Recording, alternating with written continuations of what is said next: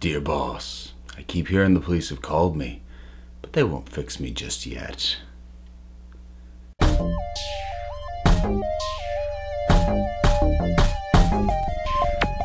Batman, Gotham by Gaslight. I debated whether or not to keep this going, but I went through the trouble to bust it out. I'm gonna wait for the whole review.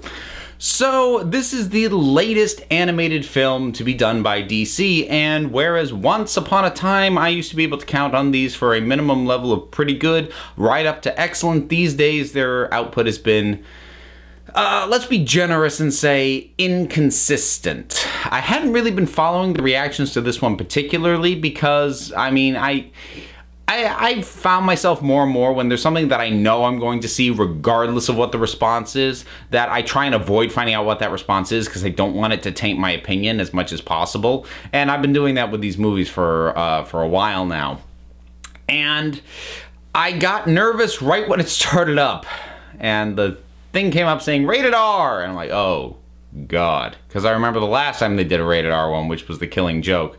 And it's rated R in the most superficial way that didn't really need to be there. I mean, it's a little bloody, it's a little gory, it's like a couple of swears.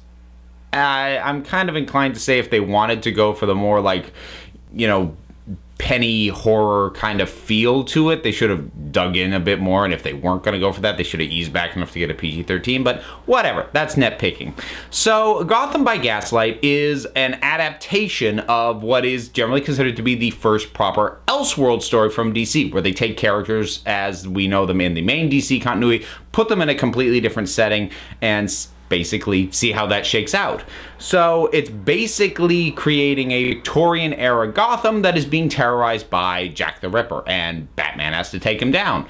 So it pretty much is that. It's not a direct adaptation in terms of plot point for plot point, but it's the exact same setup and dealing with most of the same characters.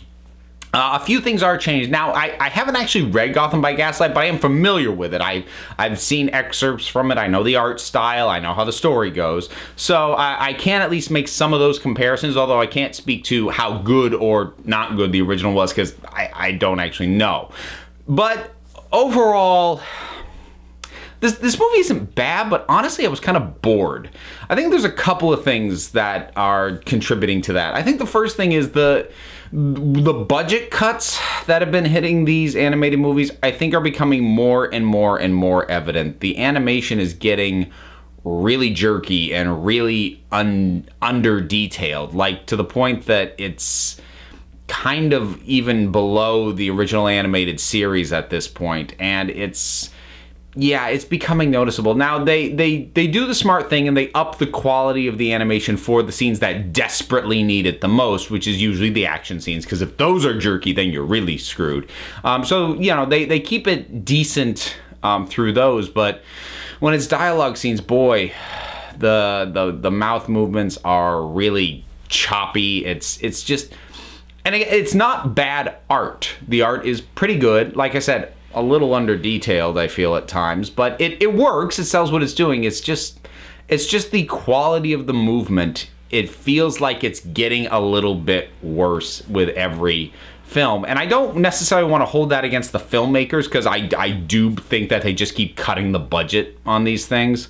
So, but you know, I'd be remiss if I didn't point that out. The voice acting here is all good, which is nice because that also used to be incredibly dependable with these movies, and it isn't always anymore. But they get Bruce Greenwood back to do Batman. He did Batman for Under the Red Hood, so he knows what he's doing. He's quite good at it. They have Jennifer Carpenter as Selena Kyle, which is not a casting I would have thought to do, but she works. She works quite well, and everybody else is decent. I mean, they're the highlights. They're the ones who get the most central focus.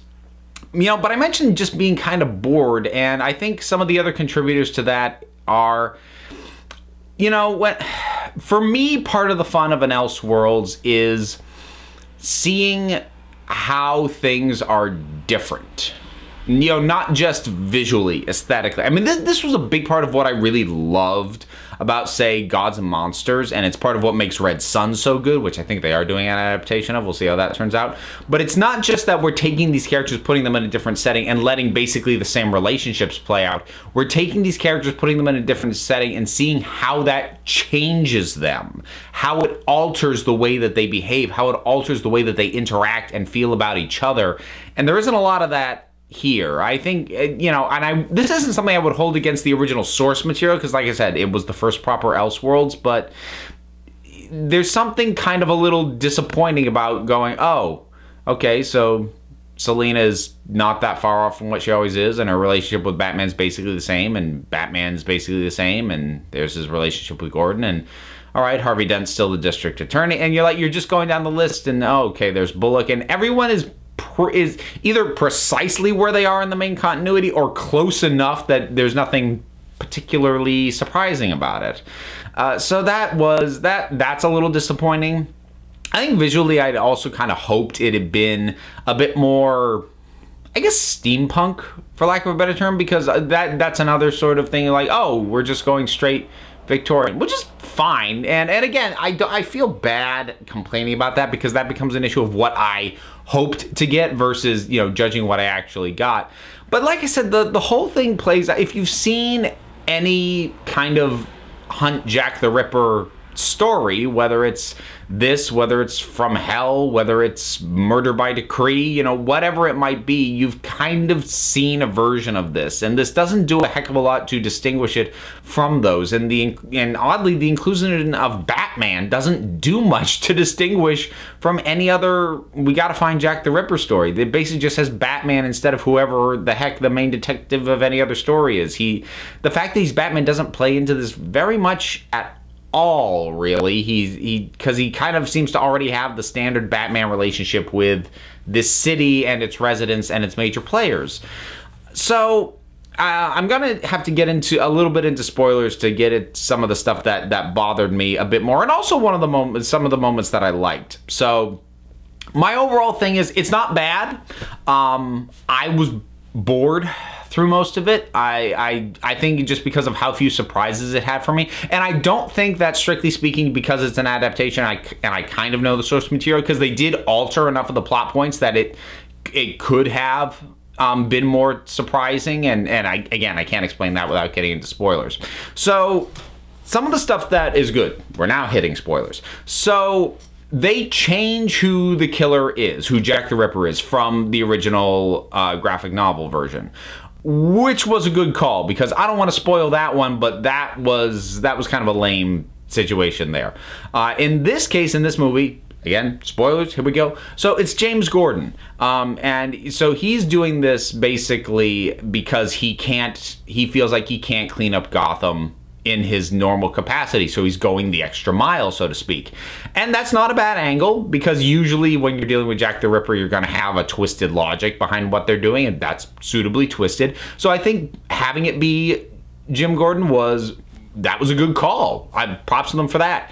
Execution falls apart a little bit, though, because they have him do something which is something that I hate, and it happens a lot with sort of surprise villains, i.e. we know someone's bad guy, and oh, it turns out to be this guy we trusted. And what happens so often, and it happens here, is the instant the audience becomes aware that they are the killer, they start behaving in a way that is completely different from how we've seen them behave. And I mean not just how we've seen the character, undercover behave, but how we've seen the killer behave. Because we've seen a fair amount of Jack. We've seen him skulking the shadows, pulls out the blade, he kills women, he is silent, he doesn't talk. Once he has revealed himself to Selena Kyle as being Jack the Ripper, instead of immediately slitting her throat, he drugs her, which is not something we've seen him do with any of the other women. He doesn't just go in for the kill, he starts monologuing all over the place, which is kind of lame in and of itself, but is extra lame here because he's been silent this whole time. And that just drives me crazy, that to have a character, because you've suddenly gone, oh, we pulled the rug out from under the audience. And they use that as an excuse to get away with completely altering their behavior in a way that is inconsistent with any version of this character, you know, hidden villain or, you know, supposed friend that we've seen up to this point. And I hate that. It's lazy writing. So they took something that was a good idea in terms of who it was going to be and then botched the execution. Selena, like I said, does work. And actually, she has some of the better moments as well, especially in terms of her interactions with Bruce. I'm actually going to say Bruce because I feel like we get more Bruce Wayne than we get of Batman in this particular movie, if I'm being honest. But like, I really love the moment where Bruce is in jail. He has been jailed and he's got to be put on trial for the Ripper murders. And she goes to him, and at that point she already knows he's Batman, and she says, you have an ironclad alibi, because they know Batman was off somewhere else when one of these killings happened. But Bruce won't admit to that. He won't tell Gordon that he's Batman, and she says, well, I will, because I'm not going to let more women die just to keep your secret. And that's awesome. That is a good thing for her to do, and it's not necessarily inconsistent with how she's normally portrayed in the comics, but it's a much stronger stance from her. It's much less conflicted. She's very certain that this is the right thing to do, and I didn't necessarily see that coming. I thought that was really good, and overall, like, their chemistry is really good. That's probably the highlight of the movie overall. The action scenes are pretty good, but I mean, they're unremarkable. They're what I tend to complain about to a certain extent when we have the more grounded action scenes in these animated films, which is that, you know, I'm watching a couple of guys throw punches at each other, and it's not that it's bad, but I mean, it's animation. You're not restricted by the limits of what a stuntman can physically pull off. So it's always kind of disappointing for me when it just comes down to throwing punches back and forth.